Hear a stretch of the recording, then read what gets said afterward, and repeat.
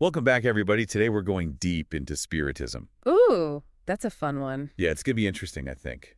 It's, A lot of people are curious about it. yeah, well, we've got this excerpt from Spiritism Easily Explained by Allan Kardec. Oh, yeah, a classic. It really digs into, like, the whole history and, the core principles of this whole doctrine. Like the basics. Yeah, so we're talking about, the existence of spirits, Mm-hmm. the manifestations, and even their teachings. Right, and what that means for us. Exactly. So get Yeah. ready, because we're about to explore who these spirits are, how they talk to us, and what it all means, for us here and what might be beyond. Big questions. Okay, so picture this.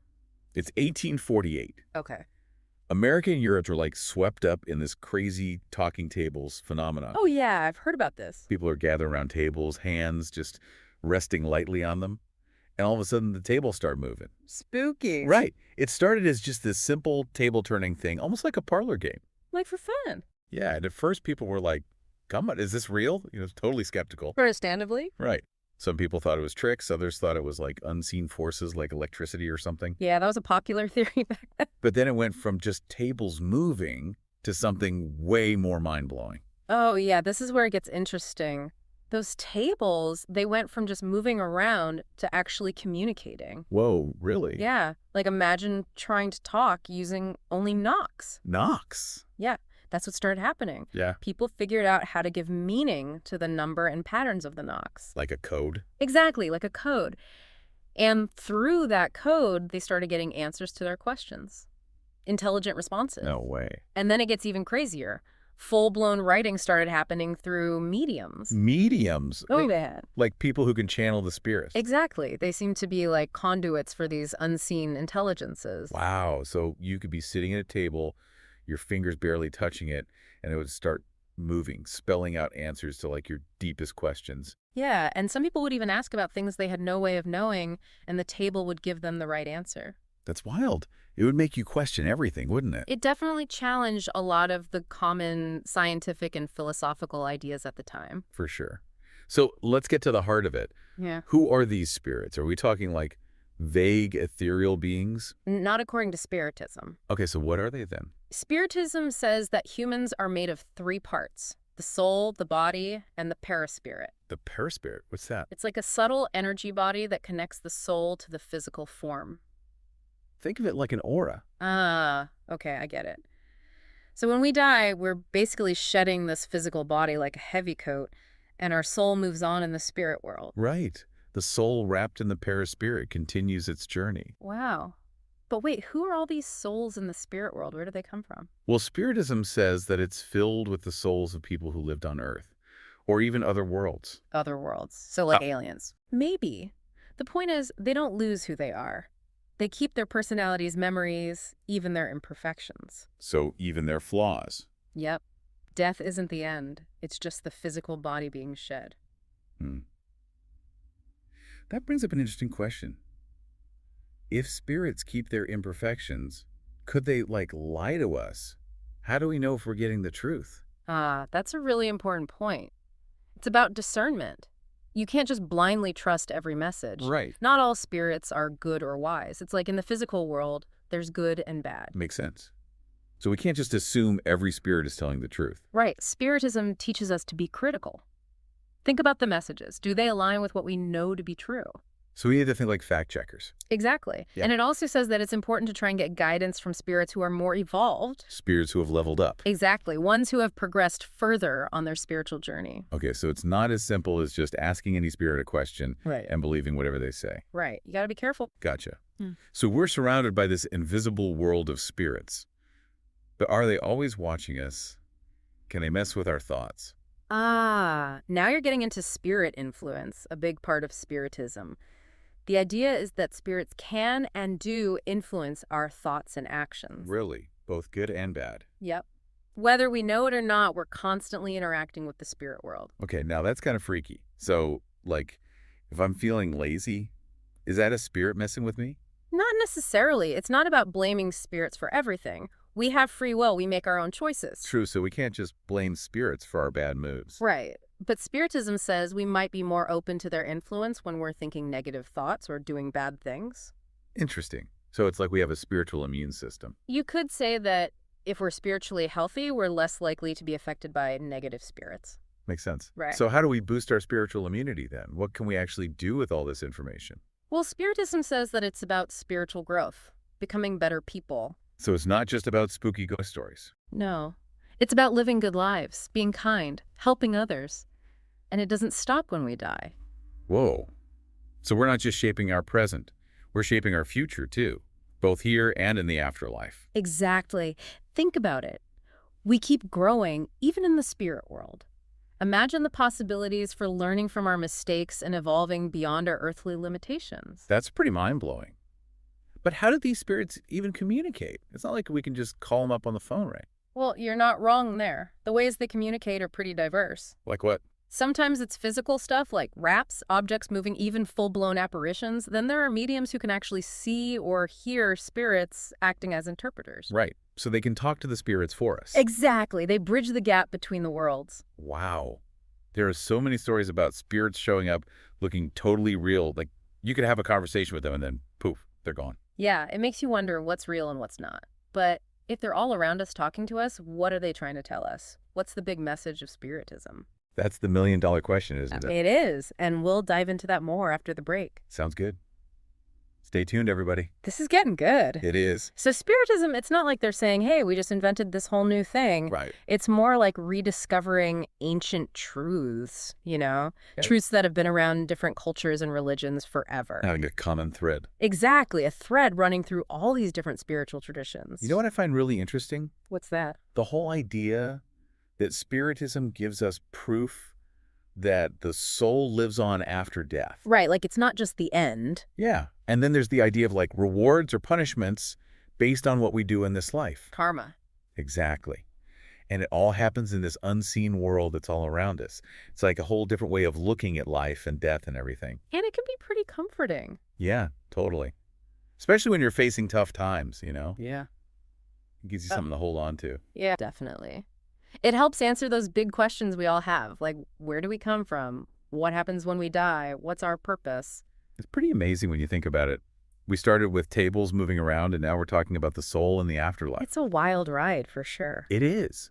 But how does all this fit in with like regular religion? Good question. Can you be like a Christian and a Spiritist at the same time? That comes up a lot.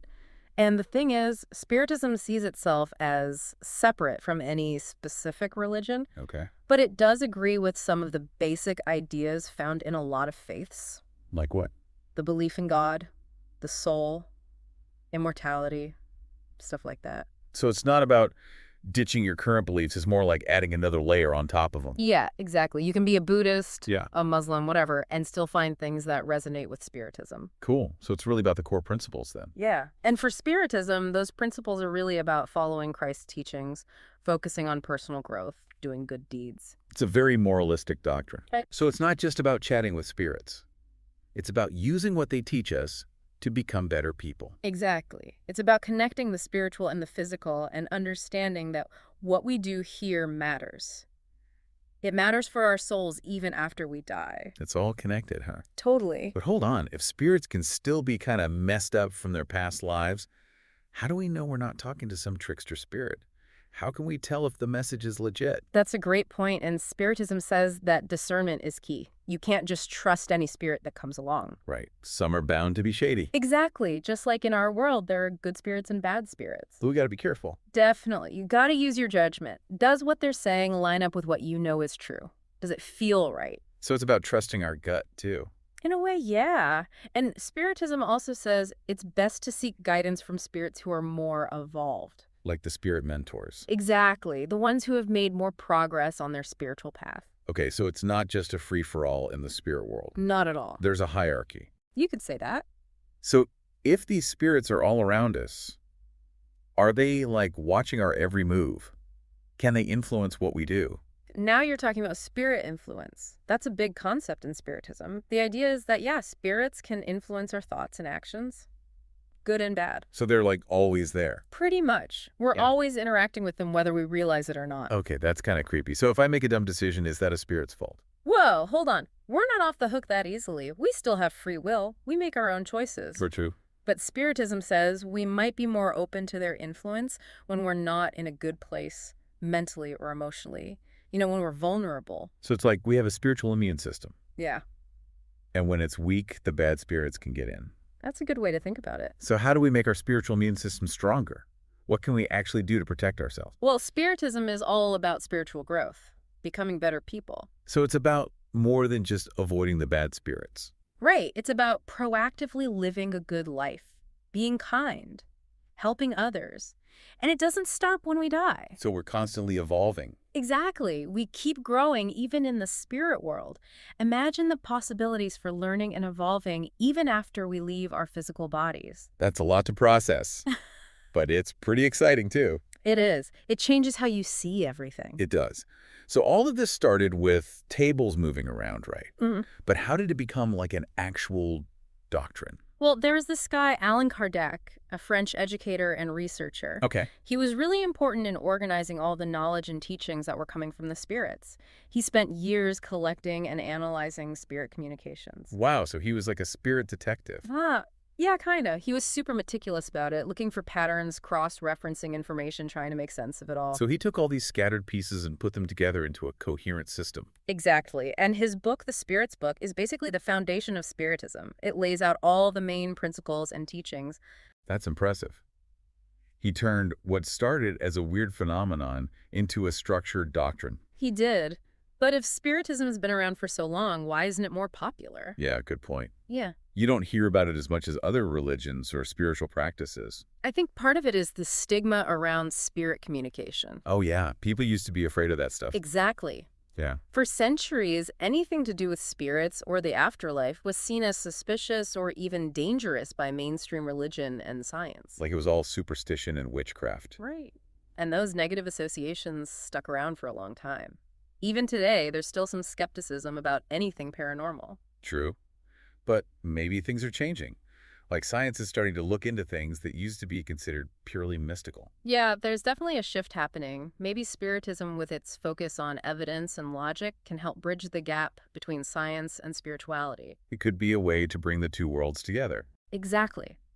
By giving us a framework for understanding the unseen world, Spiritism is pushing us to think outside the box and consider possibilities beyond our current understanding.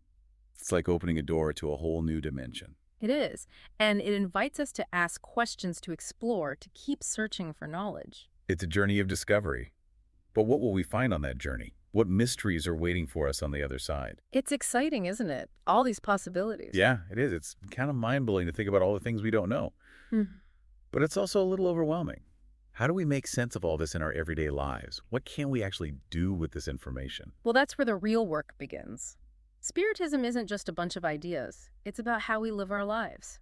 It's a roadmap for dealing with all the stuff life throws at us. So it's not enough to just talk to spirits or learn about the spirit world. Right. It's about taking those teachings and actually putting them into practice. It's about living with purpose, being kind to others, striving to be better, making a difference. So it's like taking all this spiritual knowledge and weaving it into our daily actions. Exactly. It's about recognizing that everything's connected. Our actions have consequences, not just for us, but for everyone and everything around us. It's like that butterfly effect thing. One small action can set off a chain reaction that impacts the whole world. Exactly. And Spiritism says those ripples, they extend beyond our physical lives too. They affect our spiritual journey. It's about understanding that we're not just living for this one lifetime. We're on a journey of growth that spans multiple lifetimes. So it's like our actions are shaping not only this life, but all our future lives too. Right. It's a big responsibility, Yeah. but it's also empowering, knowing that we have the power to shape our own destiny, both here and in the afterlife. Wow, that's a lot to take in. So how do we know if we're on the right track? Is there a way to measure our spiritual progress? Spiritism actually gives us a pretty simple yardstick.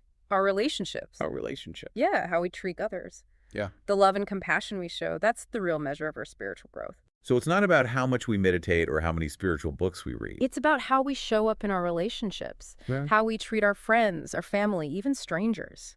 It's about recognizing the spark of the divine in everyone and treating them with respect and kindness no matter what. That makes a lot of sense. It's a very human-centered approach to spirituality. It is. It's about finding the sacred in the everyday, the divine in the human. It's about transforming our ordinary lives into a spiritual practice, a journey of love, compassion, self-discovery. It sounds like we've covered a lot of ground today. We've explored the history, the principles, the practices of Spiritism.